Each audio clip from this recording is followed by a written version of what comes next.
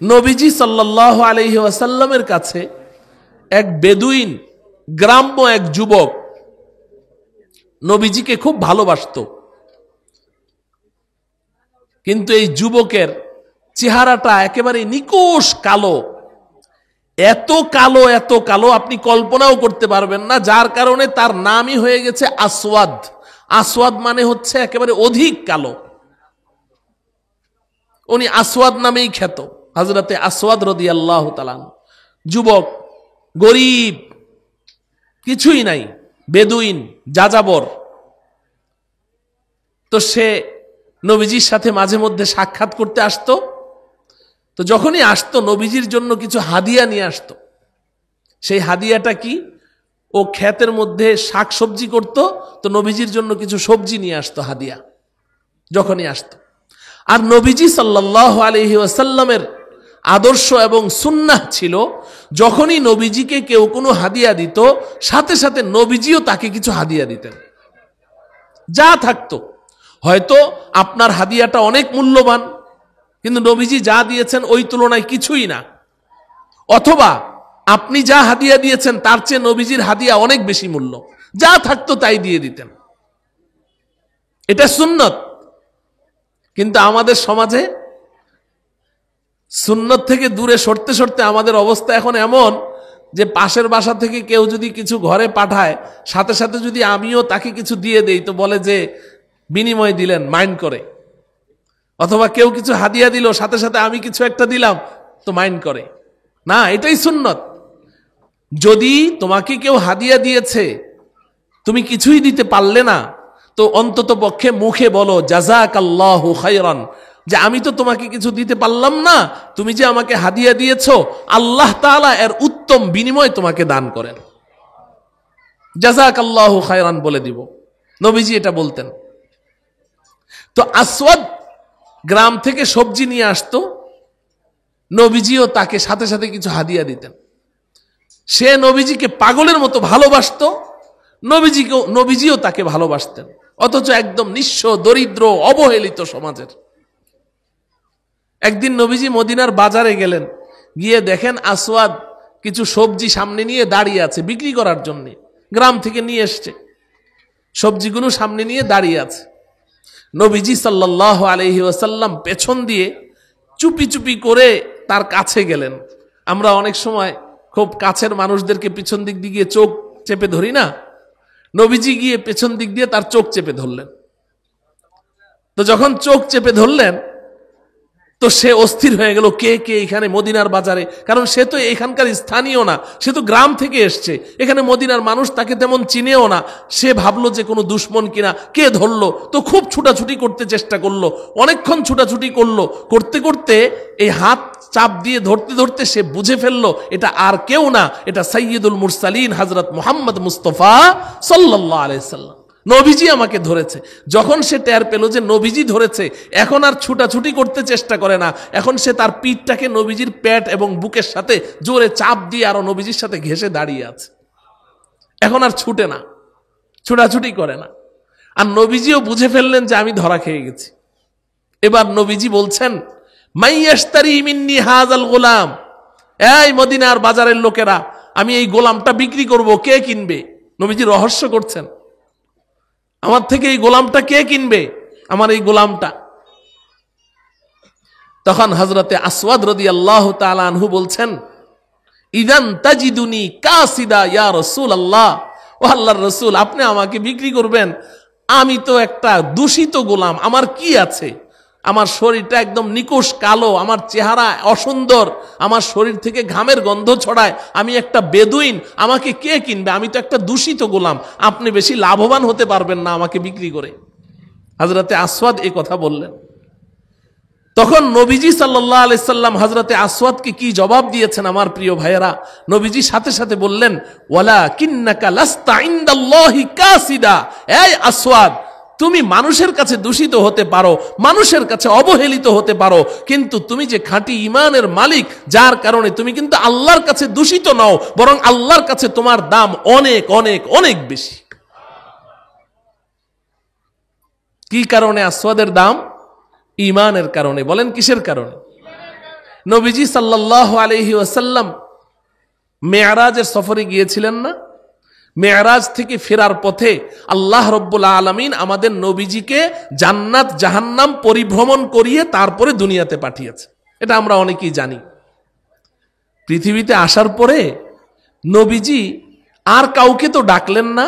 বুখারী শরীফের মধ্যে এসেছে নবীজি ডাকলেন এমন একটা মানুষকে, যেই মানুষটা কৃতদাস গোলাম, কেনা গোলাম, আজাদ নয়, স্বাধীন নয়, কৃতদাস গোলাম, হাবশি, চেহারা এত অসুন্দর, কালো, ঠোঁটগুলো মোটা মোটা, নিচ দিকে এইভাবে ঝুলে পড়ে আছে, শরীর থেকে ঘামের দুর্গন্ধ ছড়ায়, এমন একটা কৃতদাস গোলাম, অসুন্দর। আপনি একটা মানুষ কত অসুন্দর হতে পারে আপনি কল্পনা করেন, আপনার কল্পনাকেও হার মানাবে, এতটা চেহারা অসুন্দর, বিশ্রী চেহারা। এমন একজন সাহাবীকে নবীজি ডাকলেন, নাম হলো হযরতে বেলাল হাবশী রাদিয়াল্লাহু তাআলা। বেলালকে ডেকে বললেন, বেলাল, আমি যখন জান্নাত পরিভ্রমণে ঢুকলাম তো আমি আমার আগে আগে তোমার পায়ের শব্দ শুনতে পেরেছি। বেলালের দাম এত বাড়ল কিসের কারণে? বলেন না কিসের কারণে? ঈমানের কারণে। ও আমার প্রিয় ভাইয়েরা, ঈমানের মূল্য এত বেশি, এত বেশি। নবীজি সাল্লাল্লাহু আলাইহি ওয়াসাল্লাম ঈমানের মূল্য বুঝাতে গিয়ে আমাদেরকে কত চমৎকার চমৎকার কথাই না বলেছেন। নবীজি সাল্লাল্লাহু আলাইহি ওয়াসাল্লাম ইরশাদ করেন, এই আমার ঈমানদার উম্মত, শুনো না, তোমার মধ্যে যদি ঈমান থাকে তোমার দাম কত বেশি শুনো। তুমি ঘর থেকে বের হয়েছো, ওয়া আন তালকা আখাকা বিওয়াজহিন তালিকিন সাদাকাতুন, তুমি ঘর থেকে বের হয়েছো, তোমার এক প্রতিবেশীর সাথে তোমার সাক্ষাৎ হয়েছে, তুমি তার দিকে তাকিয়ে একটু মুচকি হাসি দাও, চেহারাটা হাসি হাসি করে রাখো, মুড অফ করে রেখো না, গাল ফুলিয়ে থেকো না যে আমি অমুক সাহেব তমুক সাহেব, আমার তো সবার সাথে হাসি চলে না, হাসলে তো আমার প্রেস্টিজ কনসার্ট হয়ে যায়। না, তোমার একজন মুসলমান ভাই হতে পারে, একজন দিনমজুর হতে পারে, একজন শ্রমিক হতে পারে, একজন অবহেলিত কিন্তু ইমানদার ব্যক্তি তোমার ভাই, তুমি তার দিকে তাকিয়ে শুধু চেহারাটা একটু হাসি হাসি করে রাখো, এতে তো তোমার কিছুই যায় আসবে না, কোনো টাকাও খরচ হবে না, কোনো কষ্টও হবে না। নবীজি বলেন, যদি তোমার মধ্যে খাঁটি ঈমান থাকে, তুমি যে তার দিকে তাকিয়ে হাসিটা দিয়েছো না, হাসিটা দেওয়ার সাথে সাথে তোমার আমল নামায় একটি কবুল সাদাকার সওয়াব লিখে দেওয়া হবে। বলেন, এটা কি হাসির দাম না ঈমানের দাম? ঈমানের দাম, ঈমানের দাম, হাসির দাম না। হাসির দাম হইলে তো আমরা বেশি হাসি নাকি ইহুদি খ্রিস্টানরা বেশি হাসে? ওরা যেই হাসে, ওদের বলে হা হা করে না হাসলে বলে ওদের হার্ট ক্লিয়ার থাকে না, ওদের ডাক্তাররা বলে। অথচ নবীজি জীবনে কখনো অট্ট হাসি হেসেছেন? একবারের জন্যও না। এটা হাসির দাম না, কিসের দাম? ঈমানের দাম। আমরা সকলেই একটি কথা মনে প্রাণে বিশ্বাস করিও জানি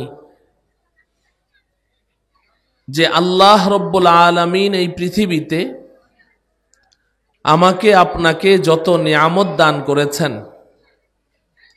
এই সমস্ত নিয়ামতের মধ্যে সবচাইতে দামি এবং সবচাইতে মূল্যবান নিয়ামতের নাম ঈমান। বলুন, সবচাইতে মূল্যবান নিয়ামতের নাম কি? ঈমান। ঈমানের চেয়ে দামি, ঈমানের চেয়ে মূল্যবান কোন নিয়ামত আল্লাহ রব্বুল আলামিন এই পৃথিবীর জগতে কাউকেই দান করেননি। অতএব যার কাছে ঈমান আছে তার কাছে পৃথিবীর শ্রেষ্ঠ সম্পদ আছে, আর যার কাছে ঈমান নেই, ঈমান হারা, সে যদি পৃথিবীর 1 নাম্বার ধনীও হয়ে যায় তবুও সে সর্বহারা। যে ঈমান হারা সে কি হারা? সর্বহারা, তার কিছুই নেই, একেবারেই সর্বহারা। যদি আপনি প্রশ্ন করেন যে হুজুর তার তো সবই আছে, শুধু ঈমানটুকুই না নেই, তার অনেক টাকা আছে, সম্পদ আছে, বাড়ি গাড়ি, টাকা পয়সা, অর্থকড়ি, ক্ষমতা, সুস্বাস্থ্য, সুঠাম দেহ সব আছে, শুধু একটু ঈমানটুকুই না নাই, এই কারণে আপনি তাকে সর্বহারা বলছেন কেন? সর্বহারা তো ওই ব্যক্তিকে বলা হয় যার কিচ্ছু নাই, অথচ এই মানুষটার সব আছে, শুধু একটু ঈমানটা নেই। তাহলে সে কেন সর্বহারা হতে যাবে? যদি কেউ আমাকে এই প্রশ্ন করেন তো তার জন্য একটা উত্তম দৃষ্টান্ত আছে, উত্তম একটা উদাহরণ আছে। আমার প্রিয় যুবক ভাইয়েরা, ধরুন আপনারা কয় বন্ধু মিলে বসে বসে গল্প করছেন, আড্ডা দিচ্ছেন। হঠাৎ করে আপনার এক বন্ধু বুকে হাত চাপা দিয়ে একটা চিৎকার দিল, চিৎকার দিয়ে লম্বা হয়ে শুয়ে পড়ল, লম্বা হয়ে শুয়ে পড়েছে। এখন সে আর নড়াচড়া করে না, চোখ বন্ধ করে রেখেছে, কথা বলে না। আপনি ডাকেন, আপনার ডাকে সাড়া দেয় না। ব্যাপারটা কি? এতক্ষণ পর্যন্ত বসে বসে গল্প করছি, আড্ডা দিচ্ছি, হলোটা কি? হঠাৎ করে সে শুয়ে পড়ল, নড়েও না, চড়েও না, কথাও বলে না, চক্ষু খুলে না, ডাকলে সাড়া দেয় না। তো তাড়াতাড়ি ডাক্তার খবর দিয়েছেন। ডাক্তার এসে তার মাথা থেকে পা পর্যন্ত পুরাটা দেহ চেক আপ করে বলছে যে ওর সব ঠিক আছে, শরীরের অঙ্গ প্রত্যঙ্গ সব ঠিক আছে, অল ওকে। মাথার একটা চুলও ঝরে পড়েনি, শরীরের একটা পশমও খসে যায়নি।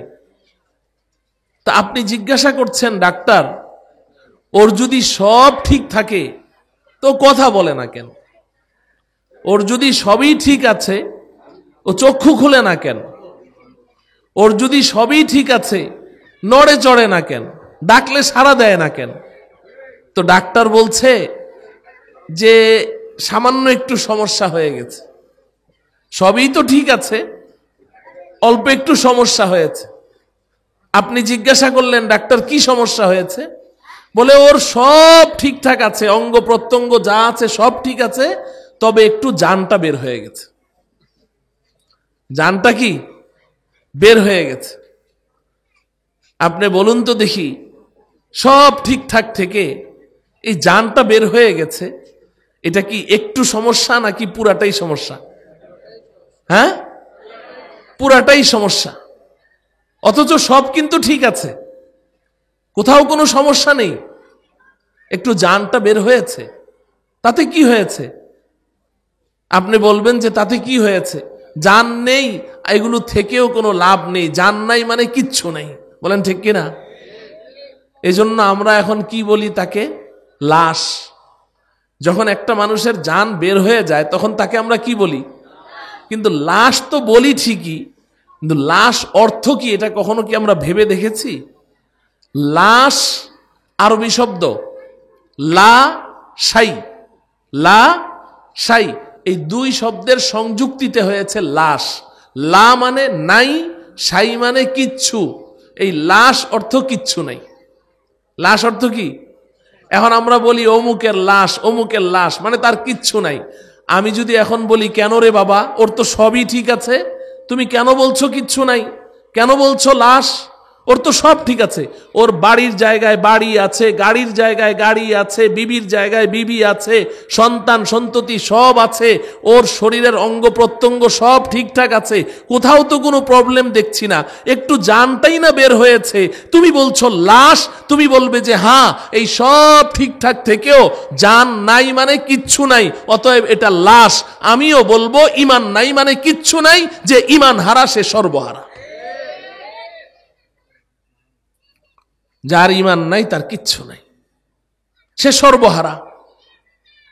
কারণ একজন মানুষ সে যদি ঈমানের মালিক হতে না পারে, তার মধ্যে যদি ঈমান না থাকে, ওই মানুষটা যত ভালো মানুষ হোক, পৃথিবীর সর্বশ্রেষ্ঠ দানশীল, ওর মতো দানশীল পৃথিবীতে আর কেউ নাই, হাতেম তাই হয়ে গেছে, দান করতে করতে নোবেল পুরস্কার পেয়ে গেছে, অনেক পর উপকারী, মানুষের খুব উপকার করে, সত্য কথা বলে, অনেক বিনয়ী, কিন্তু ঈমান নেই, এই মানুষটা জান্নাতে যেতে পারবে? হ্যাঁ, কোনদিনও পারবে? আল্লাহ পাক কি বলেন? ইন্নাল্লাযীনা কাযযাবু বিআয়াতিনা ওয়াস্তাকবারু আনহা লা তুফাত্তাহু লাহুম আবওয়াবুস সামাই ওয়াল আরদি ওয়া লা ইয়াদখুলুনাল জান্নাতা হাত্তা ইয়ালিজাল জামালু ফি সাম্মিল খিয়াত। আল্লাহ রাব্বুল আলামিন বলেন, পৃথিবীর যেই মানুষগুলো আমার আয়াতকে অস্বীকার করেছে, আমাকে অস্বীকার করেছে, আমার সাথে দাম্ভিকতা প্রদর্শন করেছে, আমার সাথে কুফরি করেছে, আমি আল্লাহ তার জন্য আসমানের দুয়ারও খুলব না, জমিনের দুয়ারও খুলব না। লা তুফাত্তাহু লাহুম আবওয়াবুস সামা ওয়া লা ইয়াদখুলুনাল জান্নাহ। আসমানের দুয়ারও খুলবে না আল্লাহ, জমিনের দুয়ারও খুলবে না। এবং এই মানুষটা আল্লাহ বলেন যে কখনো জান্নাতে প্রবেশ করতে পারবে না। তার জান্নাতে প্রবেশ করাটা এতটাই অসম্ভব, আল্লাহ নিজে উদাহরণ দিয়ে বলছেন, হাত্তা ইয়ালিজাল জামালু ফি সাম্মিল খিয়াত। একটা সুয়ের পাছার ছিদ্রি দিয়ে একটা জ্যান্ত উট চলাফেরা করা যেমন অসম্ভব, ঈমান ছাড়া সাধনা করে জান্নাতে যাওয়াও তেমন অসম্ভব। তাইলে ঈমান হারা মানে কি? সর্বহারা। বলেন না, ঈমান হারা মানে কি? সর্বহারা, কিছুই নেই। আর যদি ঈমান আছে তাহলে তার কাছে পৃথিবীর শ্রেষ্ঠ সম্পদ আছে, শ্রেষ্ঠ সম্পদ আছে। যার ভেতর ঈমান আছে তার মূল্য আল্লাহর কাছে কত বেশি। হয়তো সমাজে আপনার কোনো মূল্যায়ন নেই, সমাজে আপনি বড় অবহেলিত, কেউ আপনাকে সালামটুকুও দেয় না। আপনি যদি কাউকে সালাম দেন, আপনার সালামের জবাব দিতেও বিরক্তি বোধ করে, অপমান বোধ করে, এতটা আপনি অবহেলিত। কিন্তু যদি আপনার মধ্যে খাঁটি ঈমান থাকে, শিরক মুক্ত ঈমান, বিদআত মুক্ত ঈমান থাকে, আপনার মূল্য আল্লাহর কাছে কত বেশি জানেন? নবীজি সাল্লাল্লাহু আলাইহি ওয়াসাল্লামের কাছে এক বেদুইন গ্রাম্য এক যুবক নবীজিকে খুব ভালোবাসত। কিন্তু এই যুবকের চেহারাটা একেবারে নিকোষ কালো, এত কালো, এত কালো আপনি কল্পনাও করতে পারবেন না, যার কারণে তার নামই হয়ে গেছে আসওয়াদ। আসওয়াদ মানে হচ্ছে একেবারে অধিক কালো। উনি আসওয়াদ নামেই খ্যাত, হযরতে আসওয়াদ রাদিয়াল্লাহু তাআলা। যুবক, গরিব, কিছুই নাই, বেদুইন, যাযাবর। তো সে নবীজির সাথে মাঝে মধ্যে সাক্ষাৎ করতে আসতো। তো যখনই আসতো নবীজির জন্য কিছু হাদিয়া নিয়ে আসতো। সেই হাদিয়াটা কি? ও ক্ষেতের মধ্যে শাক সবজি করতো, তো নবীজির জন্য কিছু সবজি নিয়ে আসতো হাদিয়া যখনই আসতো। আর নবীজি সাল্লাল্লাহু আলাইহি ওয়াসাল্লামের আদর্শ এবং সুন্নাহ ছিল, যখনই নবীজিকে কেউ কোনো হাদিয়া দিত, সাথে সাথে নবীজিও তাকে কিছু হাদিয়া দিতেন। যা থাকতো, হয়তো আপনার হাদিয়াটা অনেক মূল্যবান, কিন্তু নবীজি যা দিয়েছেন ওই তুলনায় কিছুই না, অথবা আপনি যা হাদিয়া দিয়েছেন তার চেয়ে নবীজির হাদিয়া অনেক বেশি মূল্য, যা থাকতো তাই দিয়ে দিতেন। এটা সুন্নত। কিন্তু আমাদের সমাজে সুন্নত থেকে দূরে সরতে সরতে আমাদের অবস্থা এখন এমন যে পাশের বাসা থেকে কেউ যদি কিছু ঘরে পাঠায়, সাথে সাথে যদি আমিও তাকে কিছু দিয়ে দেই তো বলে যে বিনিময় দিলেন, মাইন্ড করে। অথবা কেউ কিছু হাদিয়া দিল, সাথে সাথে আমি কিছু একটা দিলাম তো মাইন্ড করে না। এটাই সুন্নত। যদি তোমাকে কেউ হাদিয়া দিয়েছে, তুমি কিছুই দিতে পারলে না, তো অন্তত পক্ষে মুখে বলো জাযাকাল্লাহু খায়রান, যে আমি তো তোমাকে কিছু দিতে পারলাম না, তুমি যে আমাকে হাদিয়া দিয়েছো, আল্লাহ তাআলা এর উত্তম বিনিময় তোমাকে দান করেন, জাযাকাল্লাহু খায়রান বলে দিব। নবীজি এটা বলতেন। তো আসওয়াদ গ্রাম থেকে সবজি নিয়ে আসতো, নবীজিও তাকে সাথে সাথে কিছু হাদিয়া দিতেন। সে নবীজিকে পাগলের মতো ভালোবাসতো, নবীজিও তাকে ভালোবাসতেন, অথচ একদম নিঃস্ব দরিদ্র অবহেলিত সমাজের। একদিন নবীজি মদিনার বাজারে গেলেন, গিয়ে দেখেন আসওয়াদ কিছু সবজি সামনে নিয়ে দাঁড়িয়ে আছে বিক্রি করার জন্য, গ্রাম থেকে নিয়ে এসছে, সবজিগুলো সামনে নিয়ে দাঁড়িয়ে আছে। নবীজি সাল্লাল্লাহু আলাইহি ওয়াসাল্লাম পেছন দিয়ে চুপি চুপি করে তার কাছে গেলেন।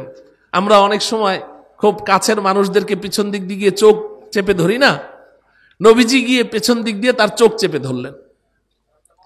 তো যখন চোখ চেপে ধরলেন তো সে অস্থির হয়ে গেল, কে কে এখানে মদিনার বাজারে, কারণ সে তো এখানকার স্থানীয় না, সে তো গ্রাম থেকে এসছে, এখানে মদিনার মানুষ তাকে তেমন চিনেও না। সে ভাবলো যে কোনো দুশ্মন কিনা, কে ধরলো, তো খুব ছুটাছুটি করতে চেষ্টা করলো, অনেকক্ষণ ছুটাছুটি করলো, করতে করতে এই হাত চাপ দিয়ে ধরতে ধরতে সে বুঝে ফেললো এটা আর কেউ না, এটা সাইয়্যিদুল মুরসালিন হযরত মুহাম্মদ মুস্তাফা সাল্লাল্লাহু আলাইহি সাল্লাম, নবীজি আমাকে ধরেছে।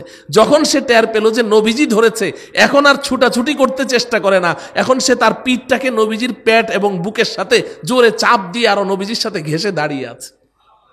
এখন আর ছুটে না, ছুটাছুটি করে না। আর নবীজিও বুঝে ফেললেন যে আমি ধরা খেয়ে গেছি।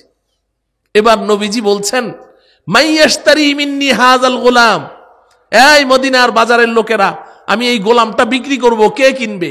নবীজি রহস্য করছেন, আমার থেকে এই গোলামটা কে কিনবে, আমার এই গোলামটা। তখন হযরতে আসওয়াদ রাদিয়াল্লাহু তাআলা আনহু বলছেন, ইদান তাজিদুনি কাসিদা ইয়া রাসূলুল্লাহ, ও আল্লাহর রাসূল, আপনি আমাকে বিক্রি করবেন? আমি তো একটা দূষিত গোলাম, আমার কি আছে? আমার শরীরটা একদম নিকোষ কালো, আমার চেহারা অসুন্দর, আমার শরীর থেকে ঘামের গন্ধ ছড়ায়, আমি একটা বেদুইন, আমাকে কে কিনবে? আমি তো একটা দূষিত গোলাম, আপনি বেশি লাভবান হতে পারবেন না আমাকে বিক্রি করে। হযরতে আসওয়াদ এই কথা বললেন। তখন নবীজি সাল্লাল্লাহু আলাইহি সাল্লাম হযরতে আসওয়াদকে কি জবাব দিয়েছেন আমার প্রিয় ভাইয়েরা? নবীজি সাথে সাথে বললেন, ওয়ালাকিন্নাকা লাস্তা ইনদাল্লাহি কাসিদা, এই আসওয়াদ, তুমি মানুষের কাছে দূষিত হতে পারো, মানুষের কাছে অবহেলিত হতে পারো, কিন্তু তুমি যে খাঁটি ঈমানের মালিক, যার কারণে তুমি কিন্তু আল্লাহর কাছে দূষিত নও, বরং আল্লাহর কাছে তোমার দাম অনেক অনেক অনেক বেশি। কি কারণে আসওয়াদের দাম? ঈমানের কারণে। বলেন কিসের কারণে?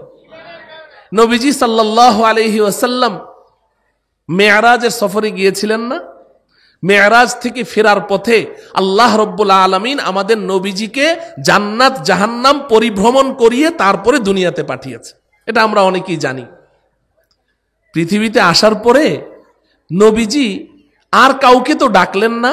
বুখারী শরীফের মধ্যে এসেছে, নবীজি ডাকলেন এমন একটা মানুষকে, যেই মানুষটা কৃতদাস গোলাম, কেনা গোলাম, আজাদ নয়, স্বাধীন নয়, কৃতদাস গোলাম, হাবশি, চেহারা এত অসুন্দর, কালো, ঠোঁটগুলো মোটা মোটা, নিচ দিকে এইভাবে ঝুলে পড়ে আছে, শরীর থেকে ঘামের দুর্গন্ধ ছড়ায়, এমন একটা কৃতদাস গোলাম, অসুন্দর। আপনি একটা মানুষ কত অসুন্দর হতে পারে আপনি কল্পনা করেন, আপনার কল্পনাকেও হার মানাবে, এতটা চেহারা অসুন্দর, বিশ্রী চেহারা।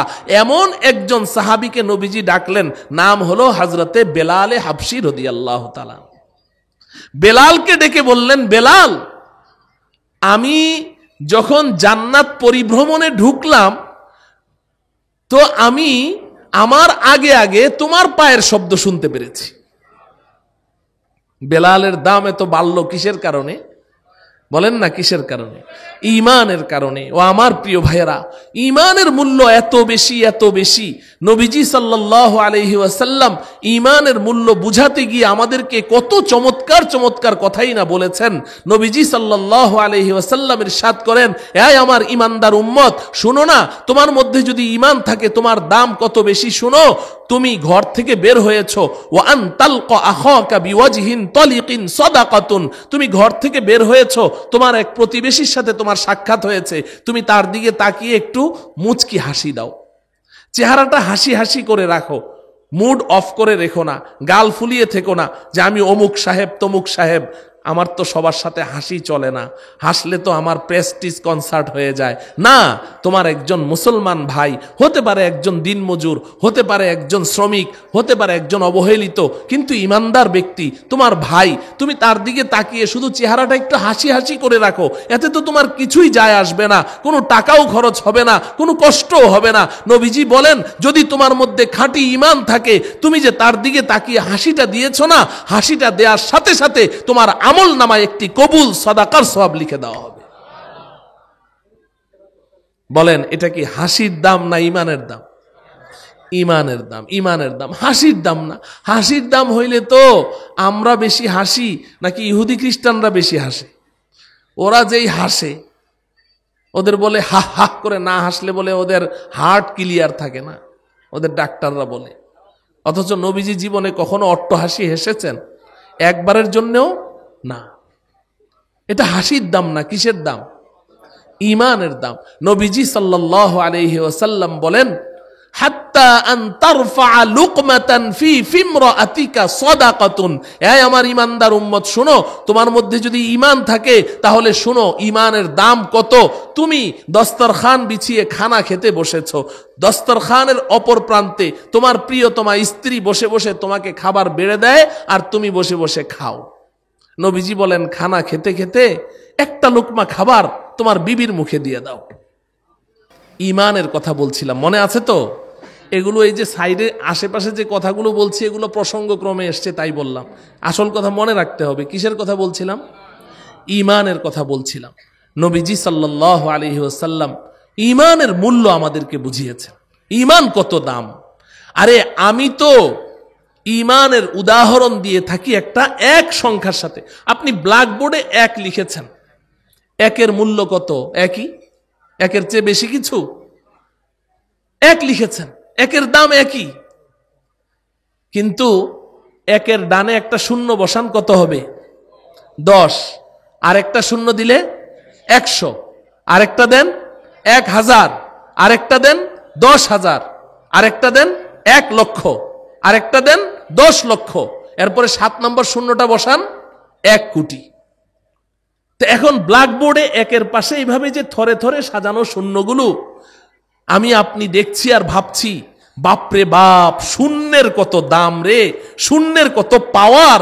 এক একটা শূন্য বসে 100,000 হয়ে যায়, আরেকটা শূন্য আসে 1000 লাখ হয়ে যায়, আরেকটা শূন্য আসে লাখ কোটি হয়ে যায়। শূন্যের কত পাওয়ার রে বাবা। আমরা তো মনে করছি শূন্যের কত দাম, কত দাম, একের তো কোনো দাম নাই।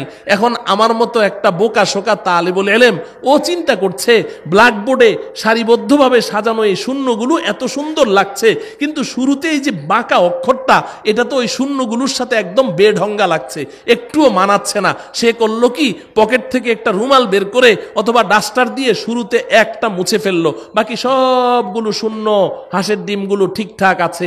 এবার বলেন 1 কোটির মধ্যে কত অবশিষ্ট রইল? কিছুই নাই। কেন? সবই তো আছে, সবই তো আছে বন্ধু। যেই শূন্যগুলোকে এতক্ষণ এত পাওয়ারফুল মনে করেছি, সেই শূন্যগুলো তো ঠিকঠাকই আছে। যেই একটাকে আমরা মনে করেছি এটার কোনো মূল্য নাই, শুধু ওই একটাই না মুছে দিলাম, বাকি সবই তো ঠিক আছে। তো আপনি বলছেন কিচ্ছু নাই। হ্যাঁ হ্যাঁ বন্ধু, আসলেই কিচ্ছু নাই। যদি এক না থাকে, এই পুরা প্যান্ডেল শূন্য দিয়ে ভরে দেন, কোনো দাম নাই। ও আমার প্রিয় ভাইয়েরা, আমার আপনার ঈমানটাকে এভাবে বুঝেন, যদি আমার আপনার মধ্যে ঈমান আছে তো ওই এক আছে। এবার আপনি আমি যা করব, শুধু ডানে শূন্য বসতে থাকবে, শূন্য বসতে থাকবে, পাওয়ার বাড়তে থাকবে, নেকির থলি ভারী হতে থাকবে। আর যদি শুরুতে শূন্য এক না থাকে, আপনি সারা জীবন যত ভালো কাজ করেন শুধু শূন্যই বসবে। শুরুতে এক না থাকার কারণে শূন্যের যেমন কোনো দাম নাই, আপনার সারা জীবনের সমস্ত চেষ্টা সাধনা, সমস্ত আরাধনা আল্লাহ পাকের কাছে মাছির একটা দানা সমপরিমাণ কোনো দাম নাই, কোনো দাম নাই। আমি আশা করি আমার এই আলোচনা থেকে আপনারা ঈমানের মূল্য বুঝতে পেরেছেন। ঈমান কত দাম। আমার আপনার জীবনের একমাত্র পুঁজির নাম কি? ঈমান। বলেন কি? ঈমান। আল্লাহ রাব্বুল আলামিন আমাদের সবাইকে শিরিক মুক্ত, বিদআত মুক্ত খাঁটি ঈমানের মালিক হওয়ার তৌফিক দান করুন। এখন প্রশ্ন হলো, ঈমান কি জিনিস? ইমানের দাম তো বুঝলাম যে ইমান আমাদের জীবনের একমাত্র পুঁজি, কিন্তু ইমানটা কি এটা জানার দরকার আছে না নাই? বর্তমান সময়ে এই ইমানের আলোচনা আরো বেশি করে করা দরকার। কারণ আমাদের সমাজে বর্তমান দুনিয়াতে আমার ধারণা মতে 90% মুসলমান ইমান বোঝে না, আরো বেশি, আমি ভয়ে একটু কম করে বললাম, তারা ইমান বুঝে না। খুব আত্মতৃপ্তির মধ্যে আছে যে না, আর যাই হোক আমার তো ইমান আছে, আর যাই হোক আমার ইমান তো আছে। আর হুজুরদের কাছে তো বয়ান শুনেছি যে যত গুনাই করুক আর যাই করুক, যদি ইমানটা থাকে, নবীজির সুস্পষ্ট হাদিস যে মান ক্বালা লা ইলাহা ইল্লাল্লাহ মুখলিসান বিহি কলবুহু দাখালাল জান্নাহ আও কামা ক্বালা আলাইহিস সালাম, কেউ যদি ইখলাসের সাথে লা ইলাহা ইল্লাল্লাহ ইয়াকিনের সাথে পড়ে সে জান্নাতে যাবে। আমার ঈমান থাকলে একদিন না একদিন আমি জান্নাতে যাব, তো বাস আমি আত্মতৃপ্তির ঢেকুর তুলে আমি ঘুমিয়ে আছি যে না আমার তো ঈমান আছে, একদিন তো জান্নাতে যেতেই পারবো। ও আমার প্রিয় ভাই, হ্যাঁ হ্যাঁ, নবীজির কথা সত্য, নবীজি কখনো মিথ্যা বলেন না, বলেননি। অতএব নবীজি যেহেতু বলেছেন যে ঈমান থাকলে জান্নাতে যাওয়া যাবে, কিন্তু আমি জানতে চাই ঈমান আছে কিনা, আপনার মধ্যে আমার মধ্যে ঈমান আছে কিনা এটা যাচাই করার প্রয়োজন আছে না নাই? আল্লাহ, একটা সময় তো মানুষ ঠাট্টা করে বলতো, হাসতে হাসতে বলতো, এখন কিন্তু সিরিয়াসলি বলে। আগে হাসতে হাসতে বলতো যে হুজুর নামাজ রোজা নাইলে নাই করলাম, কিন্তু হুজুর ঈমানটা ঠিক আছে, বলতো না? এখন বলে সিরিয়াসলি। সিরিয়াসলি আপনি একটা মানুষ যে জীবনে কোনোদিন পশ্চিম দিকে ফিরে সেজদা দেয় নাই, কিন্তু নাম হইল আব্দুর রহমান, আপনি তাকে যায় বলেন না বেঈমান, আপনার মাথা ফাটায় ফেলবে যে বেটা আমি নামাজ না পড়লে কি হবে, আমার ঈমান ঠিক আছে, আমাকে বেঈমান বললি কেন? তাই না? আল্লাহ, আমি আপনাদেরকে ঘটনা শুনাই। আমার সমাজের মুসলমান ভাইয়েরা যারা শরীয়তের বিধান মানেন না, নামাজের ধার ধারেন না, ফজরের নামাজের সময় নাক ডেকে ঘুমান, দুপুরে অফিসে ব্যস্ত থাকেন, বিকেলে খেলাধুলায় ব্যস্ত থাকেন, ফজর গেল, জোহর গেল, আসর গেল, মাগরিব গেল, আর এশার নামাজ তো টেলিভিশন দেখতে দেখতেই চলে গেল। আমি তাদেরকে লক্ষ্য করে বলতে চাই, আপনি তো নিজেকে ইমানদার দাবি করছেন, তাহলে আজকে জেনে নেন ইমান কাকে বলে। আপনি ইমানের মালিক কিনা এটা একটু জেনে নেন, আদৌ আপনার মধ্যে ইমান আছে কিনা। আমি যদি বলি, আপনি যদি বলেন যে আমি আমার স্রষ্টাকে বিশ্বাস করি, আমি আমার স্রষ্টাকে বিশ্বাস করি, আমি নবী মুহাম্মদুর রাসূলুল্লাহ সাল্লাল্লাহু আলাইহি সাল্লামকে আমি বিশ্বাস করি, দ্যাটস এনাফ, আমি ইমানদার। তাহলে আমার কাছে শুনেন, আপনি হয়তো জানেন না, কিন্তু আমি জেনে শুনে বলছি, পৃথিবীতে যত ধর্মাবলম্বী আছে, হিন্দু বলেন, বৌদ্ধ বলেন, খ্রিস্টান বলেন, ইহুদি বলেন, অন্য যত ধর্মাবলম্বী আছে, প্রত্যেক ধর্মের অনুসারীরা নিজেদেরকে ইমানদার বলে দাবি করে।